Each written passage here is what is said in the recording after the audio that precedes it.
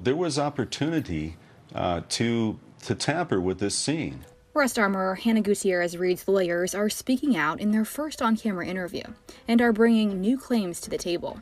Attorneys Jason Bowles and Robert Gorence joined Savannah Guthrie on Today on Wednesday and claimed that investigators should look at how a live round got into the prop gun that Alec Baldwin discharged on set on October 21st, killing cinematographer Halyna Hutchins and injuring director Joel Souza.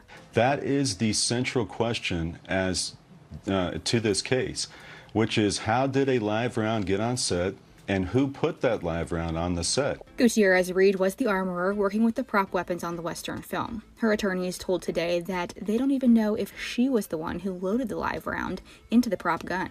There was a box of dummy rounds, and the box is labeled dummy. Hannah did take from that box, which she, by all accounts, should have been able to rely on. That contains only dummy rounds. She loaded rounds from that box into the handgun, only later to find out there is and she had no idea. She inspected the rounds, that there was a live round. Now, we don't know, however, whether that live round came from that box. We're assuming it did. We're assuming somebody put the live round in that box. Bowles and Gorence say the 24-year-old didn't purchase the ammo for the film and explained that live rounds and dummy rounds have similar features. The problem is, and when you look at a dummy round and you look at their appearance, they have the same projectile tip. Some of these do not have a hole in the side of them. They mimic and look like a real round. And on that scene and that set at that time, Hannah spun it for Mr. Halls. He took the weapon, and then he went into the church, and thereafter provided it apparently to Mr. Baldwin. The lawyers explained how someone else potentially could have had access to the prop dummy rounds. The prop ammunition was in a truck, the prop truck. That was completely unattended at all times. So how would live ammo get mixed in?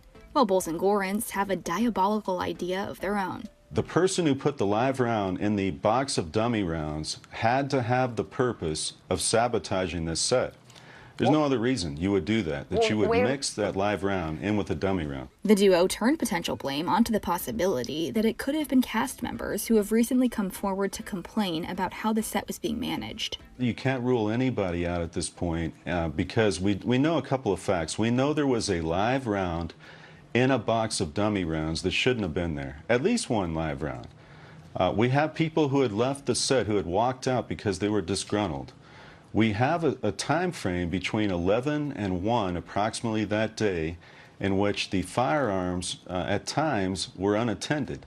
While the sheriff's office has not brought these allegations to the forefront of its investigation and has yet to file charges in the case, the department did say that nothing has been ruled out as far as charges go, as the investigation continues. For now, Gutierrez Reed's attorneys say this route is something to look into. That's one of the possibilities, admittedly, that you have a round that's supposed to contain only dummy bullets, prop ammunition, that have a projectile but are incapable of being fired. And they resemble a real round.